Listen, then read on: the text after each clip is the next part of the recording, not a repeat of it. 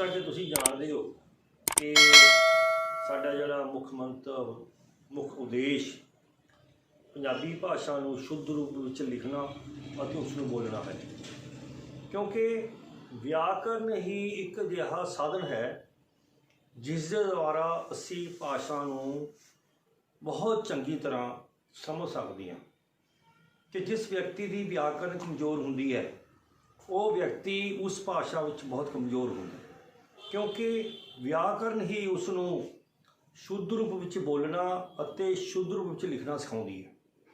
तुसीं आम तौर पर देखा होगा कि जो बच्चा घर के अंदर हुंदा है स्कूल जाने तो पहला जिहड़ी उसकी बोलबाणी मात भाषा जो माँ बोली है घर के अंदर सीखता है, उस तो बाद जो वो स्कूल दे विच अपना पैर पाउंदा है तो उसकी बोली दे विच सुधार आना शुरू हो जाता है, क्योंकि उसनूं ये गल पता लगन लग जाती है कि मैं हुण इत्थे किहड़ा शब्द बोलना है, किहड़े शब्द का प्रयोग करना है, इत्थे मैं नन्ना लाउणा है, नाना लाउणा है, कि सिहारी लाउणी है, कि बिहारी लाउणी है।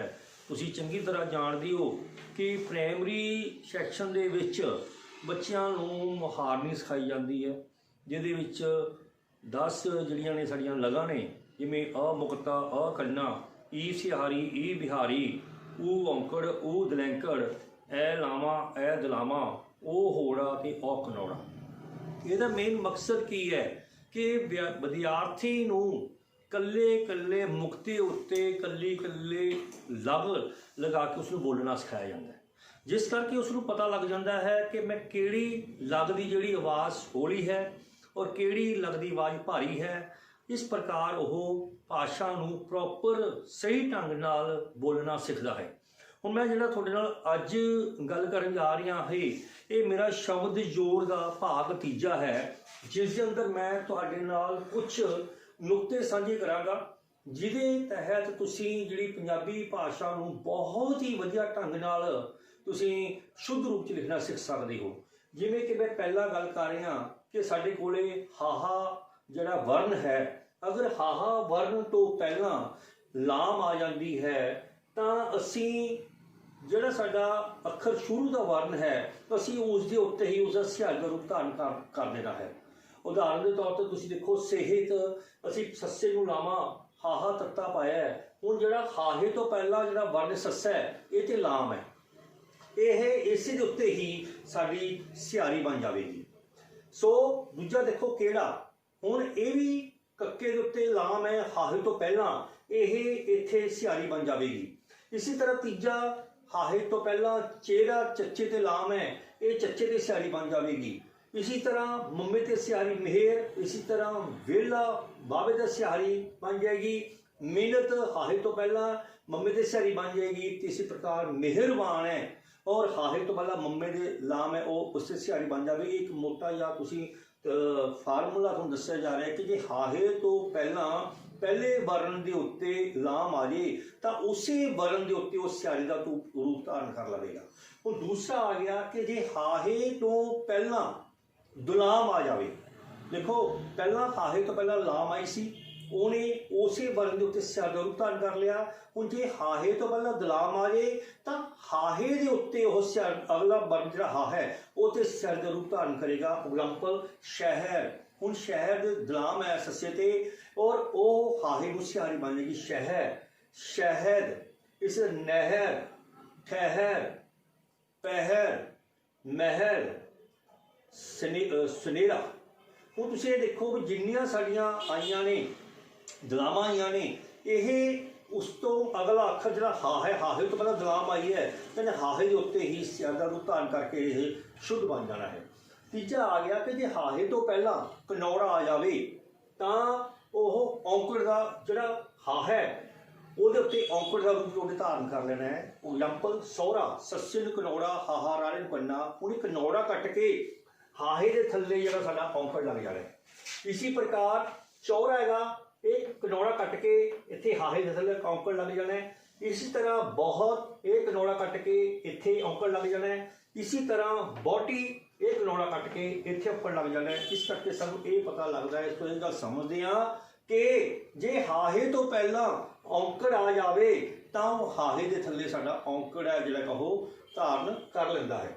ਤੀਸਰਾ ਆ ਗਿਆ, ਜੇ ਹਾਹੇ ਤੋਂ ਪਹਿਲਾਂ ਹੋੜਾ ਆ ਜਾਵੇ ਤਾਂ ਹਾਹਾ ਮੁਕਤ ਹੋ ਜਾਣਾ ਹੈ, ਤਾਂ ਉਹਦੇ ਨਾ ਕੋਈ ਸਿਹਾਰੀ ਲੱਗਣੀ ਹੈ, ਨਾ ਕੋਈ ਬਿਹਾਰੀ ਲੱਗਣੀ ਹੈ, ਨਾ ਕੋਈ ਔਂਕੜ ਲੱਗਣਾ ਹੈ, ਨਾ ਕੋਈ ਦਲੈਂਕੜ ਲੱਗਣਾ ਹੈ, ਕੋਈ ਮੁਕਤਾ ਜਿਹੜੀ ਲੱਗ ਹੈਗੀ ਉਹਦੇ ਨਾਲ ਨਹੀਂ ਲੱਗਣੀ। ਜਿਵੇਂ ਖੋਹ ਹੈ, ਹੁਣ ਹਾਹੇ ਦੇ ਥੱਲੇ ਕੁਛ ਨਹੀਂ ਲੱਗਣਾ, ਮੋਹ ਹੈ, ਲੋਹ ਹੈ।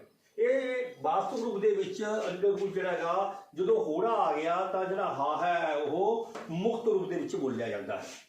ਹੁਣ ਅੱਗੇ ਜਿਹੜੀ ਗੱਲ ਕਰੀਏ, ਰਾਰਾ, ਲੱਲਾ, ਨਾਣਾ ਤੇ ਲ ਪੈਰ ਬਿੰਦੀ, ਨਾਣਾ ਤੇ ਰਾੜਾ ਦੇ ਪਿੱਛੇ ਨਾਸਕੀ ਹੋਵੇ ਤਾਂ ਅਸੀਂ ਕੀ ਕਰਨਾ ਹੈ, ਉਹ ਨੰਨੇ ਦੇ ਰੂਪ ਵਿੱਚ ਬਦਲ ਜਾਂਦਾ ਹੈ। ਜਿਵੇਂ ਰਾਰਾ ਲਾ ਲਿਆ ਸੀ, ਹੁਣ ਸਧਾਰਨ ਹੈ, ਇੱਥੇ ਨਾਣਾ ਪਾਇਆ ਹੋਇਆ ਹੈ, ਇਹ ਇੱਥੇ ਨੰਨਾ ਲੱਗ ਜਾਵੇਗਾ। ਇਸੇ ਤਰ੍ਹਾਂ ਵਿਆਕਰਨ ਦੇ ਵਿੱਚ ਇੱਥੇ ਨਾਣਾ ਪਾਇਆ ਹੋਇਆ ਹੈ, ਇੱਥੇ ਨੰਨਾ ਲੱਗ ਜਾਵੇਗਾ।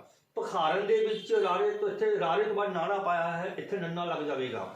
ਇੱਥੇ ਹੀਰਨ ਤੋਂ ਬਾਅਦ ਰਾਰੇ ਤੋਂ ਬਾਅਦ ਨਾਣਾ ਹੈ, ਇੱਥੇ ਨੰਨਾ ਲੱਗ ਜਾਵੇਗਾ। ਇੱਥੇ ਕਿਰਨ ਹੈ, ਰਾਰੇ ਤੋਂ ਬਾਅਦ ਨਾਣਾ, ਇੱਥੇ ਨੰਨਾ ਲੱਗ ਜਾਵੇਗਾ। ਇਸ ਪ੍ਰਕਾਰ ਜੇ ਰਾਰੇ ਤੋਂ ਬਾਅਦ ਨਾਣਾ ਲੱਗਿਆ ਹੋਇਆ ਹੈ ਤਾਂ ਨਾਸਕੀ ਰੂਪ ਆ ਜਾਂਦਾ ਹੈ, ਤਾਂ ਉੱਥੇ ਨੰਨੇ ਦੀ ਵਰਤੋਂ ਕੀਤੀ ਜਾਂਦੀ ਹੈ। ਇਸੇ ਪ੍ਰਕਾਰ ਲੱਲੇ ਪੈਰ ਬਿੰਦੀ ਵਿੱਚ ਗਲਣਾ, ਲ ਪੈਰ ਬਿੰਦੀ ਤੇ ਨਾੜੀ ਥਾਂ ਤੇ ਨੰਨਾ, ਮਲਣਾ, ਲ ਪੈਰ ਬਿੰਦੀ ਥਾਂ ਤੇ ਨੰਨਾ, ਇੱਥੇ ਇਹ ਵੀ ਮਲਣਾ ਆ ਗਿਆ। ਫਿਰ ਆ ਗਿਆ ਟਹਿਲਣਾ, ਇੱਥੇ ਲ ਪੈਰ ਬਿੰਦੀ ਥਾਂ ਤੇ ਨਾਣੇ ਥਾਂ ਤੇ ਨੰਨੇ ਦਾ ਪ੍ਰਯੋਗ ਕੀਤਾ ਜਾਂਦਾ ਹੈ।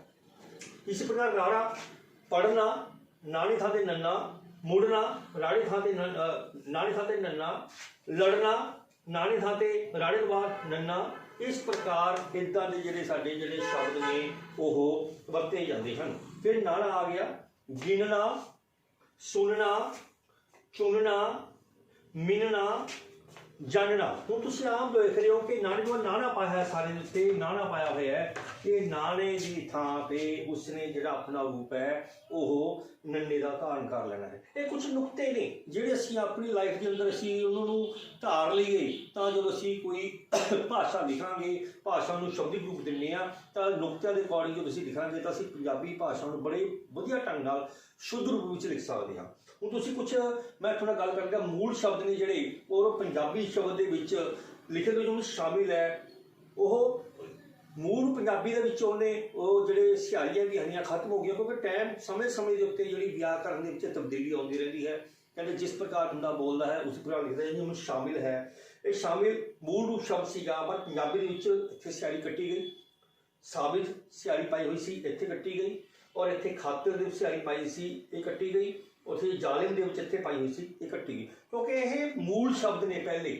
ਹੁਣ ਜਦੋਂ ਵਿਆਕਰਨਿਕ ਤੌਰ 'ਤੇ ਕੁਝ ਤਬਦੀਲੀਆਂ ਆਈਆਂ, ਚੇਂਜ ਆਈ, ਅਤੇ ਮੂਲ ਸ਼ਬਦ ਜਦੋਂ ਪੰਜਾਬੀ ਵਿੱਚ ਬਣੇ ਗਏ ਤਾਂ ਜਿਹੜੇ ਇਹਦੇ ਨਾਲ ਜੇ ਸਿਹਾਰੀਆਂ ਸੀਗੀਆਂ ਉਹ ਖਤਮ ਕਰ ਦਿੱਤੀਆਂ ਗਈਆਂ ਅਤੇ ਉਹਨਾਂ ਨੂੰ ਪੰਜਾਬੀ ਸ਼ਬਦਾਂ ਦੇ ਵਿੱਚ ਸ਼ਾਮਲ, ਸਾਬਤ, ਖਾਤਰ, ਜ਼ਾਲਮ ਵਗੈਰਾ ਆ ਗਿਆ।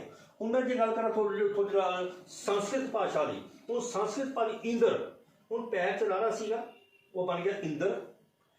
ਕੇਂਦਰ, ਪੈਰ 'ਚ ਰਾਰਾ ਸੀ, ਕੇਂਦਰ। ਮੰਤਰ, ਪੈਰ 'ਚ ਰਾਰਾ ਸੀ, ਮੰਤਰ ਬਣ ਗਿਆ। ਹੁਣ ਤੁਸੀਂ ਆਮ ਤੌਰ 'ਤੇ ਜਿਹੜਾ ਸੰਸਕ੍ਰਿਤ ਦੇ ਵਿੱਚ ਜ ਸੀਗਾ, ਜਈਆ ਜਿਹਨੂੰ ਕਹਿੰਦੇ ਆ, ਉਹ ਪੰਜਾਬੀ ਰੂਪ ਧਾਰਨ ਵਿੱਚ ਜੱਜਾ ਬਣ ਗਿਆ। ਸੰਜਮ, ਹੁਣ ਸੰਜਮ ਬਣ ਗਿਆ। ਜਈਏ ਦੀ ਥਾਂ ਤੇ ਜੱਜ ਨੇ ਲੈ ਲਿਆ। ਕਾਰਿਆ, ਕਾਰੇ ਥਾਂ ਤੇ ਕਾਰਿਆ ਸ਼ਬਦ ਥਾਂ ਤੇ ਕਾਰਜ ਲੈ ਲਿਆ। ਯਮ ਦੀ ਥਾਂ ਤੇ ਜਮ ਬਣ ਗਿਆ। ਯੋਗੀ, ਯੋਗੀ ਥਾਂ ਤੇ ਯੋਗੀ ਬਣ ਗਿਆ।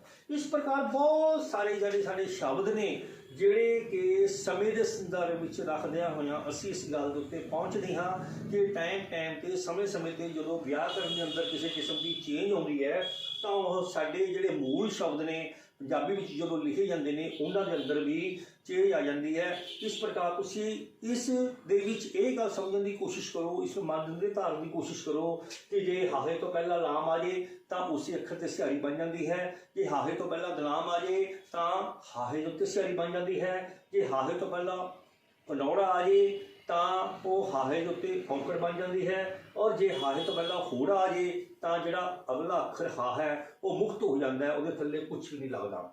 ਇਸੇ ਪ੍ਰਕਾਰ ਜੇ ਰਾਰਾ, ਲੱਲੇ ਪੈਰ ਬਿੰਦੀ, ਨਾਣਾ ਅਤੇ ਰਾੜਾ ਦੇ ਪਿੱਛੇ ਨਾਸਕੀ ਸਵਰ ਨਾਸਕ ਹੋਵੇ ਤਾਂ ਉੱਥੇ ਤੁਸੀਂ ਨਾਣੀ ਥਾਂ ਤੇ ਨੰਨਾ ਲੱਗਦਾ ਕਿ ਦੋ ਨਾਸਕੀ ਸਵਰ ਹਨ। ਜਿਵੇਂ ਦੇਖੋ, ਪੜ੍ਹਨਾ ਸਧਾਰਨ ਹੈ, ਹੁਣ ਇੱਥੇ ਸਧਾਰਨ ਜਿਹੜਾ ਆ ਗਿਆ ਇੱਥੇ ਨੰਨਾ ਆ ਜਾਏਗਾ, ਵਿਆਹ ਕਰਨਾ ਹੈ ਇੱਥੇ ਨੰਨਾ ਆ ਜਾਏਗਾ, ਭਿਖਾਰਨ ਹੈ ਨੰਨਾ ਆ ਜਾਏਗਾ, ਹੀਰਨ ਹੈ ਨੰਨਾ ਆ ਜਾਏਗਾ, ਕਿਰਨ ਹੈ ਨੰਨਾ ਆ ਜਾਏਗਾ।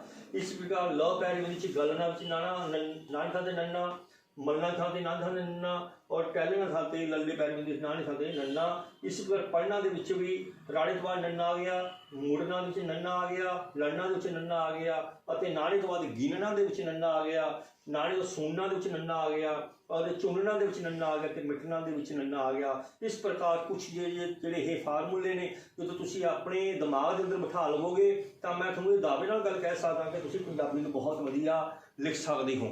ਕੁਝ ਗੱਲਾਂ ਮੂਲ ਸ਼ਬਦ ਜਿਹੜੇ ਸ਼ੁਰੂ ਤੋਂ ਬਣੇ ਆ ਰਹੇ ਨੇ ਲਿਖੇ ਜਾਂਦੇ ਸੀ, ਪਰ ਸਮੇਂ ਦੇ ਸੰਦਰਭ ਦੇ ਵਿੱਚ ਉਹਨਾਂ ਨੂੰ ਪੰਜਾਬੀ ਦੇ ਵਿੱਚ ਚੇਂਜ ਕਰ ਦਿੱਤਾ ਗਿਆ। ਜਿਵੇਂ ਸ਼ਾਮਲ ਸੀ ਇਹ ਸ਼ਾਮਲ ਬਣ ਗਿਆ, और साबित सी साबित बन गया, खातिर सी खातर बन गया, जालिम सी जालम बन गया। तुसीं ये देखो इत्थे जिहड़ियां सिहारियां सी इन्हां 4 अक्षरां विच लगियां होईयां, इदां दे होर भी बहुत सारे अक्षर ने जो ये सिहारियां थां ते जो तुसीं देखोगे पंजाबी मूल शब्द पंजाबी दे विच उन्होंने अपनी थां की लै ली है, ये तुसीं चंगी तरह देख सकते हो। इसी प्रकार संस्कृत दे विच तुसीं देख सकते हो कि इंद्र पैर बिंदी और ये इंद्र बन गया केंद्र और पैरारा आ गया, मंत्र पैरारा आ गया। जो पूर्व ਵਿੱਚ ਲਿਖਿਆ ਗਿਆ ਜਿਹੜੇ ਪੈਰ ਵਾਲੇ ਰਾਰੇ ਸੀ ਉਹ ਪੂਰੇ ਰਾਰਿਆਂ ਦੇ ਵਿੱਚ ਰੂਪ ਦੇ ਵਿੱਚ ਆ ਗਏ। ਇਸ ਤਰ੍ਹਾਂ ਜ ਦੀ ਥਾਂ ਤੇ ਜ ਆ ਗਿਆ, ਸੰਜਮ ਬਣ ਗਿਆ, ਕਾਰਿਆ ਕਾਰਜ ਬਣ ਗਿਆ, ਯਮ ਬਣ ਗਿਆ, ਯੋਗੀ ਬਣ ਗਿਆ।